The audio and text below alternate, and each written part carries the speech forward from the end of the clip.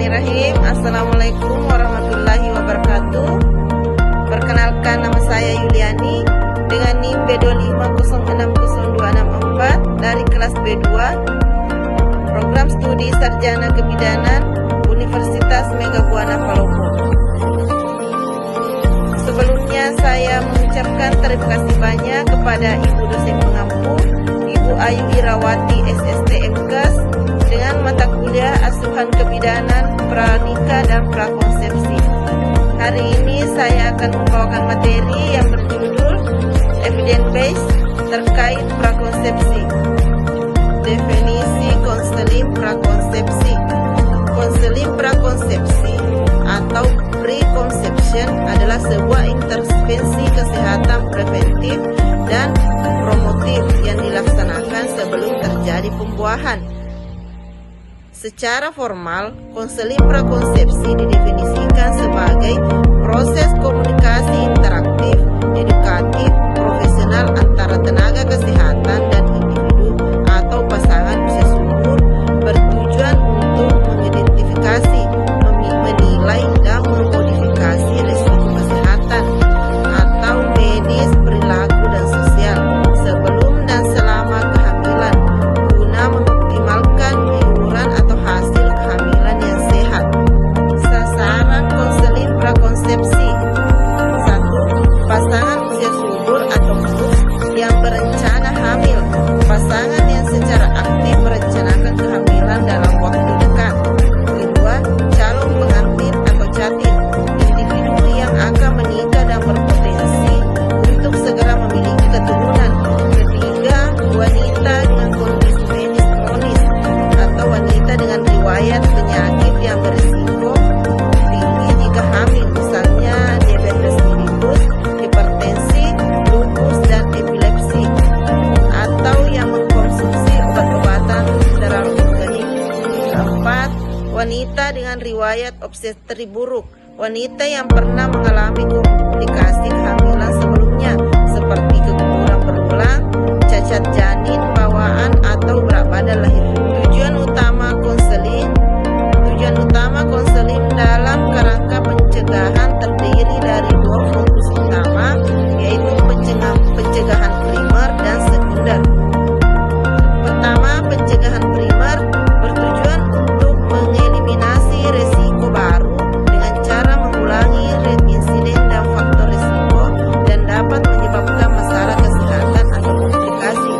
Dalam konteks konseling prakonsepsi ini berarti memberikan edukasi, informasi, dan intervensi agar calon ibu dan pasangan dapat menghindari faktor risiko yang dapat berpengaruh buruk pada kehamilan dan janin, sehingga kehamilan bisa terjadi dalam kondisi optimal dan sehat sejak awal. Pencegahan primer juga meliputi tindakan universal untuk menjaga kesehatan reproduksi dan memperkuat kesiapan dan kesiagaan pasangan dalam menghadapi kehamilan. Yang kedua, pencegahan sekunder bertujuan mengontrol risiko yang sudah ada dengan deteksi dini dan intervensi cepat agar pencegahan penyakit risiko menjadi masalah serius. Dalam konteks prakonsepsi, konseling bertujuan mengenali faktor risiko yang sudah ada seperti penyakit kronis dan kondisi medis tertentu pada ibu dan memberikan tindakan pengelolaan, meminimalkan dampaknya selama kehamilan. Perubahan gaya hidup, dukungan psikososial, serta pemantauan kesehatan secara berkala. Teknik dan alat uji evidence prakonsepsi. Teknik dan alat uji evidence prakonsepsi berperan penting untuk memastikan bahwa informasi dan intervensi yang diberikan kepada calon mertua adalah yang paling valid dan paling efektif. Berikut penjelasan lengkap mengenai tiga alat teknik utama. Pertama, clinical practice simulation adalah pedoman praktik yang disusun berdasarkan metode yang tinggi dan terpercaya.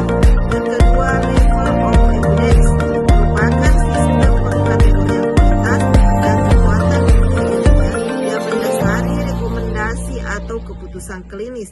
Dan yang terakhir, shared decision making adalah teknik komunikasi interaktif antara tenaga